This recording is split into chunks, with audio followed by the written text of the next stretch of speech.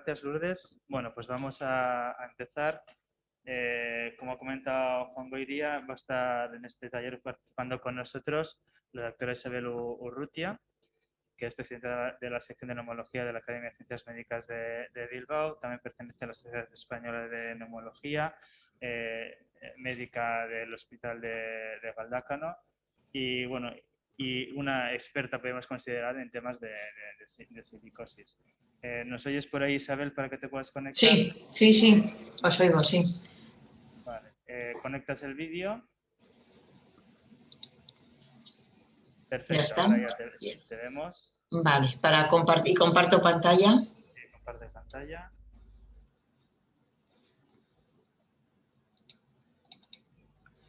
Sí. Vale, perfecto. Ya está, ¿no? Me oís perfectamente, ¿no? Sí. Vale. Bueno, pues agradeceros al grupo de Osalan, bueno, y a Juan en especial, el haberme invitado a esta presentación del nuevo protocolo de vigilancia, que vosotros sabéis mucho de esto. La parte que a mí me toca es la parte clínica e intentar afinar cuanto más pueda el diagnóstico. Bueno, y como decís, en el Hospital de Galdácano llevamos ya un tiempo con una consulta semanal de enfermedades respiratorias laborales, que nació un poco por la recopilación de todos los casos que teníamos de enfermedades laborales y ahí pues intentamos hacer nuestro trabajo.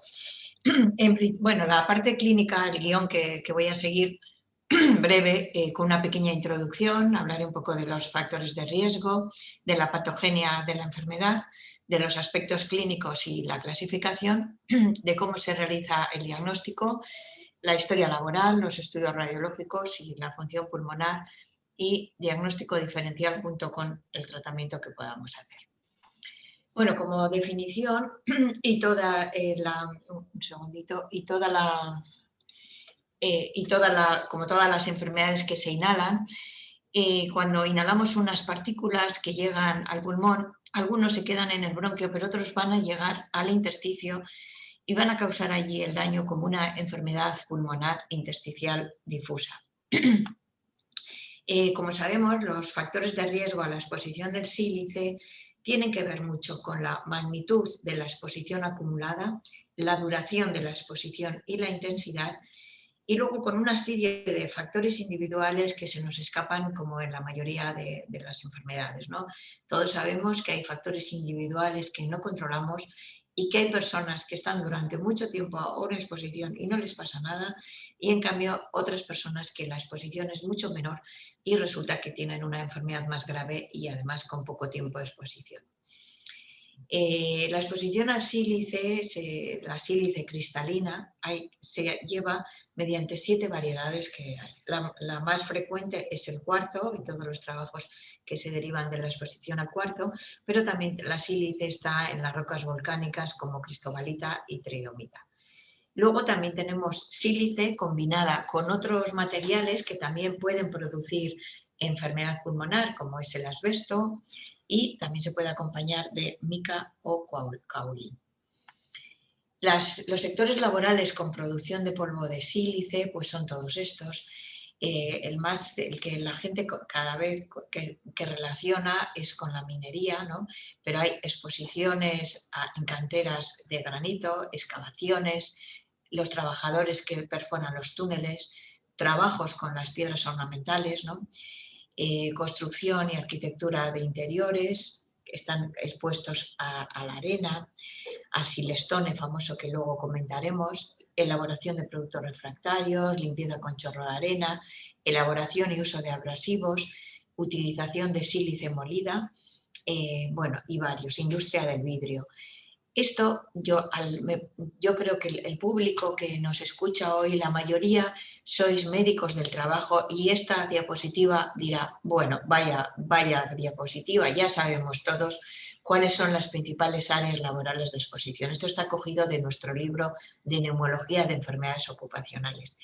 Quiero haceros resaltar que los neumólogos pues tenemos poquísima idea de los trabajos, de dónde están los trabajadores expuestos. Los que tenemos un poco más de edad, pues preguntamos por el chorro de arena, ¿no? En en los trabajos, pero resulta que los jóvenes que tienen no tienen ni idea, es que ni idea. Y cuando la historia laboral, cuando te dicen silicosis, pero si no trabaja en la mina, o sea, eso os quiero hacer para que veáis lo poco que se sabe de las enfermedades laborales. Como factores de riesgo, que ya hemos dicho antes, la duración e intensidad, pero bueno, lo primero el tamaño, ¿no? Las partículas, cuando estudiamos en el pulmón, sabéis que en la vía aérea el tamaño de la partícula tiene mucho que ver, porque según ese tamaño de la partícula, algunas se quedarán en la garganta, pero otros atravesarán el bronquio, llegarán al bronquiolo, otras partículas llegarán al alveolo y algunos incluso hasta la circulación pulmonar. Las partículas menores de 7 micrómetros, como son la sílice seca y recién fracturada, son los más nocivos. Como factor de riesgo tiene mucho que ver la duración e intensidad, y esta duración e intensidad tiene que ver, se mide con los miligramos por metro cúbico y por los años de exposición. Incluso con valores, se ha visto que incluso con valores umbrales recomendados, que son no superiores a 0,1 miligramo por metro cúbico, la tasa de riesgo es mayor del 40%. La patogenia que subyace en esta enfermedad es que estas partículas de sílice menores de 7 micras, llegan al alveolo y en el alveolo son fagocitados por macrófagos. La manera que tiene las partículas inhaladas de llegar de hacer daño al pulmón son de una manera, ¿no? Algunos se fagocitan por los macrófagos alveolares en el alveolo y no producen más daño, pero otros otras veces se induce una respuesta inflamatoria, y esta respuesta inflamatoria pone en marcha una serie de interleuquinas, que son, en este caso, serían la interleuquina 1, la interleuquina 6, el factor de necrosis tumoral alfa y el TGF-beta, que inducen daño en el epitelio pulmonar y en las células alveolares. En cuanto a los aspectos clínicos que figuran, que como tenemos como clasificación, hay una serie de formas clínicas de silicosis que podemos diferenciar. Este es un cuadro resumen, pero vamos a ir viendo una a una cómo nos atañen. La clasificación clínica, la más frecuente con mucho, es la forma crónica, que se suele manifestar después de 15 a 20 años de exposición, y también la más frecuente es la silicosis crónica simple. Solamente se ve en radiografía simple, porque generalmente no da síntomas, suele ser un hallazgo de los servicios de prevención de las empresas, o también como un hallazgo casual por otro motivo, porque no da síntomas respiratorios y tampoco da alteraciones funcionales en las pruebas de función pulmonar, pero puede progresar después de abandonar la exposición. La otra forma crónica es la silicosis crónica complicada, que aquí, bueno, luego veremos con más detalle la parte de la radiología para hacer hincapié, pero aquí generalmente aquellos nódulos que aparecen en la radiología, en la silicosis crónica simple, que tienen que medir menos de 1 centímetro para que podamos hablar de silicosis simple, aquí existe una coalescencia de los nódulos, se producen masas mayores de 1 centímetro y es cuando hablamos de silicosis crónica complicada. Suele haber distorsión del parénquima pulmonar, con una afectación bronquial y un área de enfisema entre las zonas de coalescencia de estas masas. Se afecta la función pulmonar, que ya veremos luego, y muchas veces existe una cavitación de esas masas que puede ser una necrosis por necrosis isquémica, pero hay que tener cuidado con estas cavitaciones porque nos pueden estar traduciendo también un problema de tuberculosis añadida que tiene más riesgo, o podemos estar presenciando un cáncer de pulmón.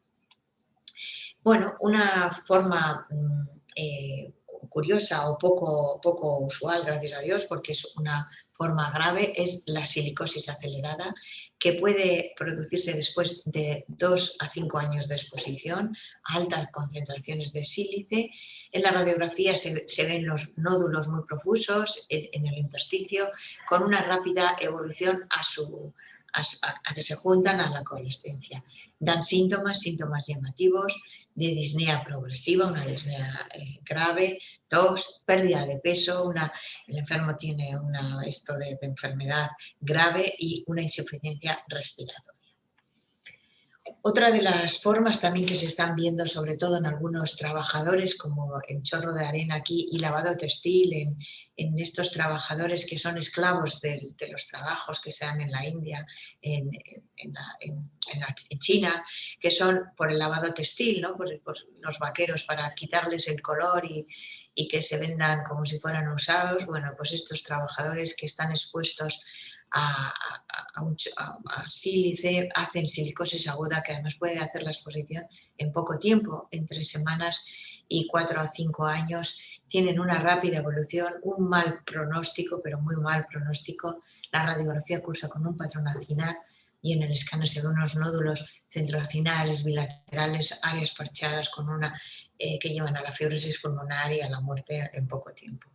Luego, dentro de la clasificación clínica, tenemos un apartado, que este apartado no sé si se debe revisar, que habla de fibrosis pulmonar. En realidad, la silicosis, hablamos de fibrosis pulmonar cuando está afectado el intersticio, pero aquí sería una fibrosis muy similar a la fibrosis pulmonar idiopática, pero la diferencia que, con respecto a la idiopática, que se identificaría la sílice en el tejido pulmonar. Bueno, el diagnóstico, como he dicho, la historia laboral, primero se debería preguntar, esta es el caballo de batalla, no el vuestro, no el del médico del trabajo, que lo tenéis muy claro, es el caballo de batalla del médico de atención primaria y el neumólogo. Por desgracia, todas estas enfermedades ocupacionales no están de moda en la neumología. La neumología está de moda la ventilación mecánica, las enfermedades infecciosas y bueno, y últimamente pues el COVID ha desbancado a todo y parece que el resto no existe. La historia de exposición, hay que hacer una buena historia laboral que no sabemos, los neumólogos.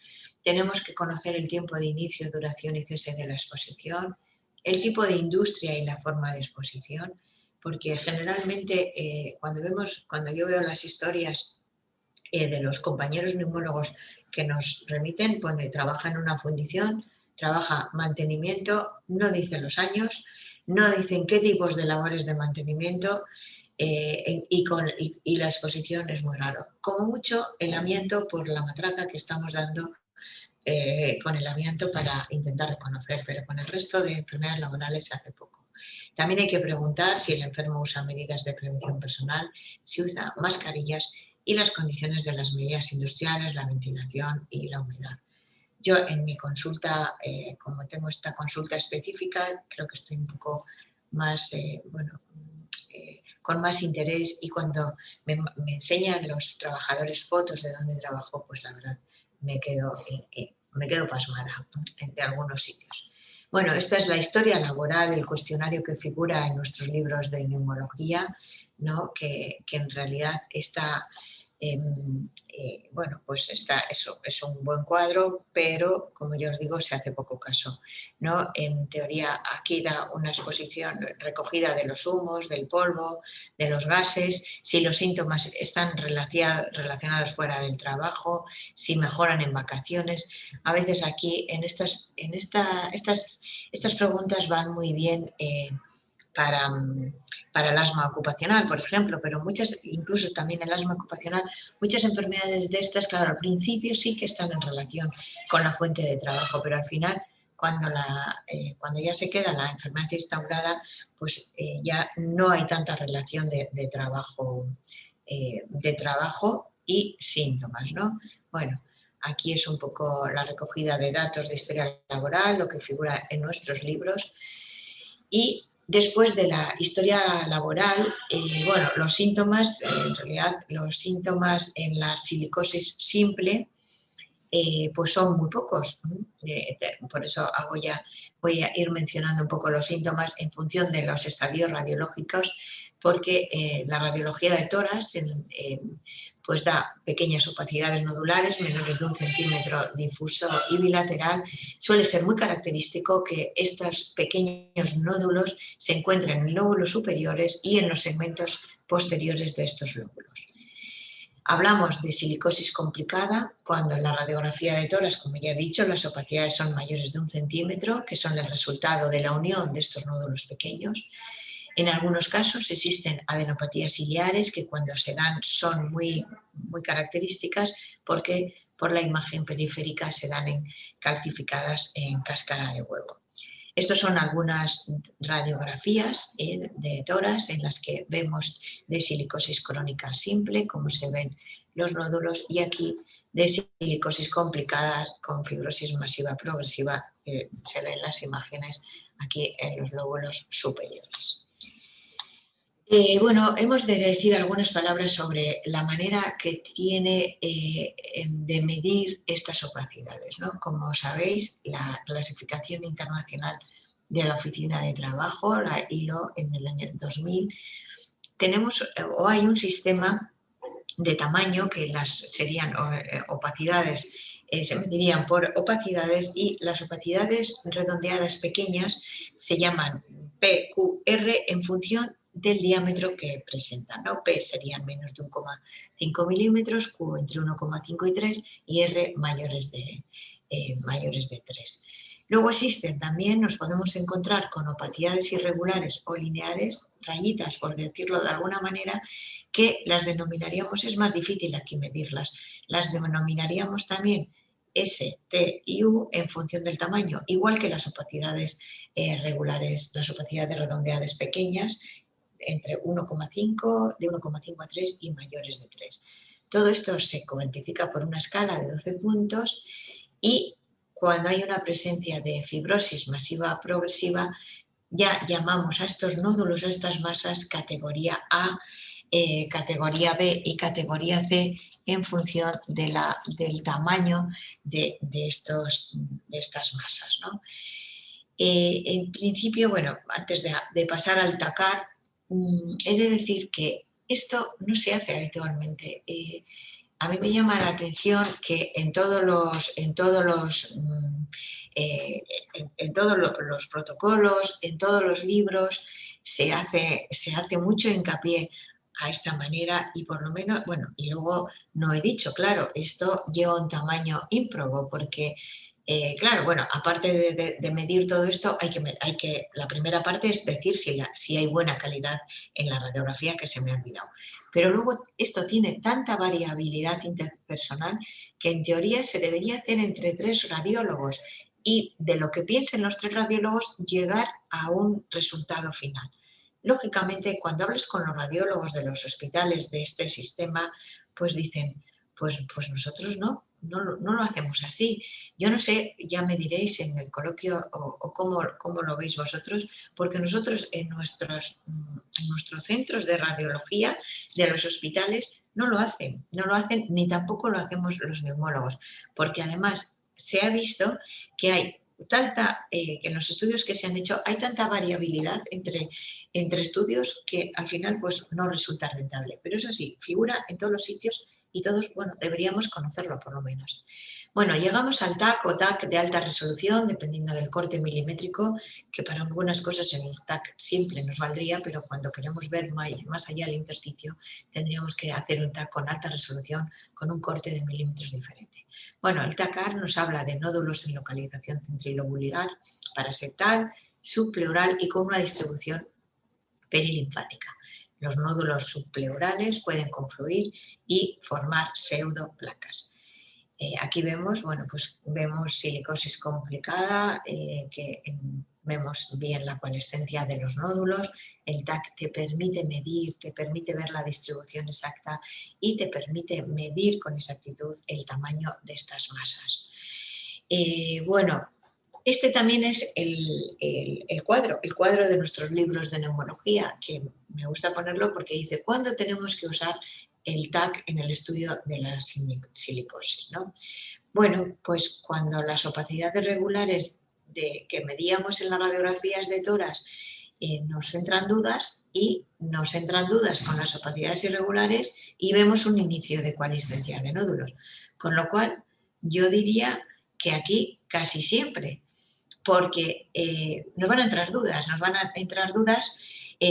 cuando veamos estas imágenes, estas opacidades de silicosis simple, nos van a entrar dudas si estamos midiendo bien, si miden menos de 1 centímetro o nos estamos colando y es una complicada, con las diferencias, imagino, de enfermedad profesional, y luego vosotros sabéis mucho, yo soy una aficionada a esta parte legal, he aprendido de vosotros y de los enfermos, de lo que supone, no solo clínicamente, de lo que supone legalmente. Bueno, también muchos pacientes que vemos en la consulta, pues resulta que son fumadores, mucho, o exfumadores, con lo cual tendremos que evaluar un posible enfisema.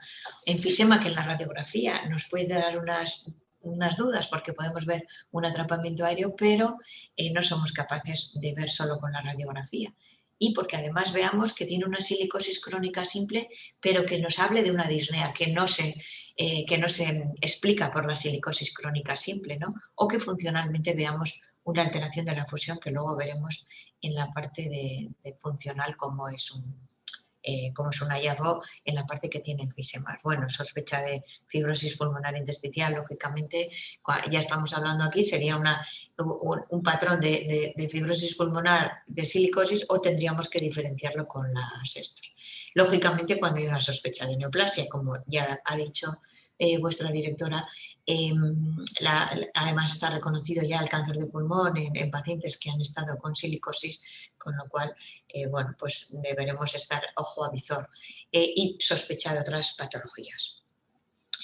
Las pruebas de función pulmonar, bueno, nos van a servir. Con una espirometría simple podemos ver si hay un defecto ventilatorio, podemos apuntar a que pueda existir un defecto ventilatorio restrictivo que debemos completar con una medición de volúmenes, con lo cual deberíamos pedir, cuando hay una afectación de la espirometría de la capacidad vital y la capacidad vital forzada, debemos pedir una pletismografía para medir los volúmenes pulmonares, el volumen residual, la capacidad pulmonar total, para que diferenciemos de una insuficiencia ventilatoria mixta falsa por atrapamiento aéreo.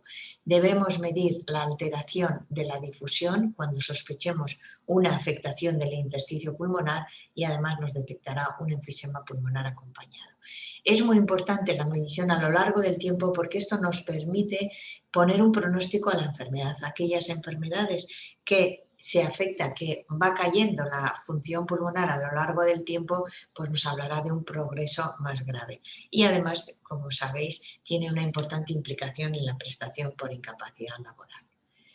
Bueno, el diagnóstico diferencial, sobre todo, hay más, pero yo creo que he elegido las más importantes porque son la sarcoidosis, que además la sarcoidosis vive con aparte de que haya que hacer diagnóstico diferencial con la sarcoidosis hay algo ahí que todavía que se sospecha que tiene algo que ver con la silicosis. Hay hipótesis, no están desarrolladas del todo, y muchas veces conviven sarcoidosis y silicosis, pero es un importante diagnóstico diferencial. También la tuberculosis es un importante diagnóstico diferencial, y aparte de diagnóstico diferencial yo diría diagnóstico de prevención de la tuberculosis, porque la silicosis, como sabéis, si hay una paciente que tiene una silicosis crónica y hace una induración de la tuberculina, hace una tuberculina positiva, se debería dar un tratamiento profiláctico para evitar que haga una tuberculosis. Y luego, pues como no, las neoplasias pulmonares también, más que diagnóstico diferencial, estar ojo a visor para que nuestros enfermos con silicosis, si van a desarrollar una neoplasia pulmonar, intentar diagnosticarla cuanto antes.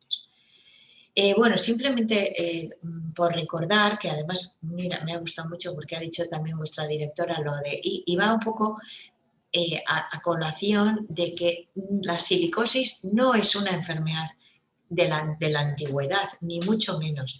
La silicosis es una enfermedad de la modernidad, porque en nuestro Osi Barrualde, que hemos tenido marmolerías, Este es un artículo que publicamos hace unos años y vino a cuento porque en el ambulatorio de Guernica un señor vino casi llorando diciendo que tenía una marmolería, que la mayoría de sus pacientes eran familias, eran primos, eran como, no me acuerdo, 11 trabajadores, que a uno le habían diagnosticado silicosis, el otro también, que qué hacía. Había cambiado y había puesto buenas condiciones y entonces dijimos, bueno, pues tranquilo, vamos ya vemos a todos. Vimos a todos, les pasaron todos por la consulta y en esta población, que eran 11 trabajadores, la mitad tenía silicosis. Menos mal que la mayoría era silicosis crónica siempre, pero hubo un trabajador creo que era el de 34 años, no veo bien, que tenía una fibrosis masiva progresiva. Hizo una crónica complicada con unas masas de conglomerados, con una alteración de la difusión, con una disnea. Por lo tanto, estas marmolerías, que aquí tenemos mucho, bueno, aparte de las fundiciones, que nosotros en nuestro ámbito, en la OSI Barrialde, en la zona de Durango, hay muchas fundiciones, pues no debemos pensar que la silicosis es una enfermedad antigua, ni mucho menos, es una enfermedad muy presente hoy en día. Y como tratamiento, pues bueno, pues no puedo decir nada del tratamiento, porque en teoría no hay ningún tratamiento específico. Aquellos pacientes que presenten una insuficiencia ventilatoria obstructiva acompañante les podremos dar broncodilatadores para abrir sus bronquios, pero y aquellos que hagan una insuficiencia restrictiva y lleven una insuficiencia respiratoria, pues ya un tratamiento de mantenimiento, oxígeno, corticoides, pero no hay nada específico. Por lo cual, el único tratamiento es la prevención, que es la parte que vosotros, nos debéis enseñar, pues cómo se hace esto de la prevención. Muchas gracias.